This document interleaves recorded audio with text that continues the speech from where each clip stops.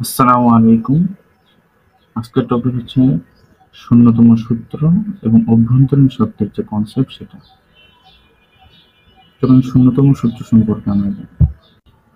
চলুন জানি শূন্যতম সূত্র সম্পর্কে। শূন্যতম সূত্র হচ্ছে তাপীয় সাম্যাবস্থার যে কনসেপ্ট, সেই কনসেপ্টটার উপরে একটা সূত্র বিবিধ দাঁড় করানো হয়েছে। সূত্রটা হচ্ছে এরকম: যদি দুটি বস্তু এ এবং বি তৃতীয় কোনো বস্তুর সাথে পৃথক পৃথকভাবে তাপীয় সাম্যাবস্থায় থাকে, তাহলে প্রথম বস্তু দুটিও তাপীয় সমতায় থাকবে। অভ্যন্তরীণ শক্তি সম্পর্কে জানার আগে আমরা পুরো বিষয়টিকে একটি চিত্রের মাধ্যমে যদি আমরা দেখি, একটা বোতলকে আমরা এইচ উচ্চতায় নিলাম এবং তাকে ভি বেগে চালনা করতেছি, তাহলে এখানে টোটাল এনার্জি যেটা, সেখানে আমি টোটাল এনার্জি ইকুয়াল পাবো কাইনেটিক এনার্জি গতিশক্তি, পটেনশিয়াল এনার্জি বিভব শক্তি এবং নিউটনের এনার্জি। এবং কাইনেটিক এনার্জি যেটা সেটা পাবো আমরা তার বেগ থেকে হাফ এম বি স্কয়ার, এবং পটেনশিয়াল এনার্জি তার গ্র্যাভিটেশনাল ফোর্স বা মহাকর্ষ শক্তি, তড়িৎ স্থিতিতড়িৎ শক্তি সেগুলা থেকে পাবো। আর এম জি এইচ এটা তার পটেনশিয়াল এনার্জি হিসেবে জমা হবে। এবং এরপর আর ইন্টারনাল এনার্জি যেটা, সেটা সম্পর্কে আমরা পরের স্লাইড থেকে জানতে পারবো। তার আগে জানা যাক যে ইন্টারনাল এনার্জি বা অন্তঃস্থ শক্তি এটা কি। অন্তঃস্থ শক্তি হচ্ছে কোনো সিস্টেমের কিছু শক্তি জমা থাকে যা অন্য শক্তিতে রূপান্তরিত হয়, এবং এই শক্তির উদ্ভব সিস্টেমের, এক্ষেত্রে আমরা সিস্টেম যে গ্যাস, অণু, পরমাণু বা মৌলিক কণিকা বিভিন্ন ধরনের শক্তি, যেমন যে হতে পারে গতিশক্তি, ঘূর্ণন বা স্পন্দন গতিশক্তি অথবা রৈখিক গতিশক্তি থেকে।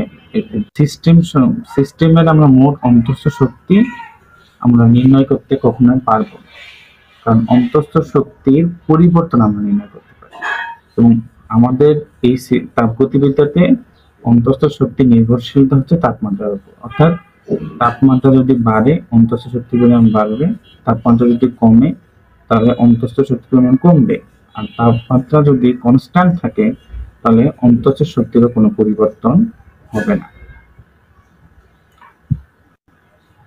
আচ্ছা, আমরা এমন একটা সিস্টেম কল্পনা করে নিতে পারি যেখানে যেটা স্থির আছে এবং সেখানে কোনো মহাকর্ষ আকর্ষণ শক্তি নেই, স্থির তড়িৎ আকর্ষণ শক্তি নেই, তাহলে এই পুরা সিস্টেমটার টোটাল এনার্জি কি হবে? সেখানে শুধুমাত্র কিন্তু অনলি ইন্টারনাল এনার্জিটা থাকবে।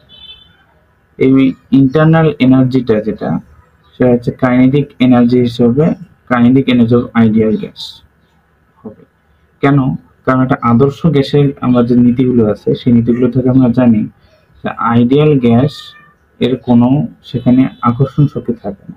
যদি কোনো আকর্ষণ শক্তি না থাকে সেখানে বিভব শক্তি থাকবে না, শুধু সেখানে ইন্টারনাল এনার্জি থাকে। আর ইন্টারনাল এনার্জি মানে কি একটু আগে আমরা জানলাম সংজ্ঞা থেকে।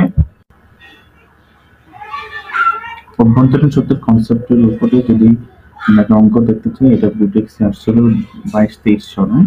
বায়ুমণ্ডলীয় চাপ একটি বার্নারের সাহায্যে 37 ডিগ্রি সেলসিয়াস তাপমাত্রার গরম বেলুনের 1 মিটার কিউব আয়তনের গ্যাসকে একই চাপে 1.2 মিটার কিউব আয়তনে নেওয়া হলে এখানে অভ্যন্তরীণ শক্তির পরিবর্তন কতটুকু?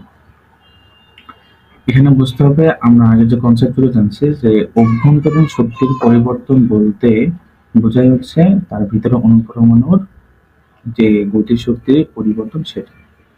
আমাদের সেই কনসেপ্টটা নিয়ে আসতে হবে যে এখানে অভ্যন্তরীণ শক্তির পরিবর্তন মানে গতিশক্তির পরিবর্তন, আর গতিশক্তির পরিবর্তনের যে সূত্র আমরা পরবর্তী সেশনগুলোতে জানবো, সেটা হচ্ছে F/2 nRdt।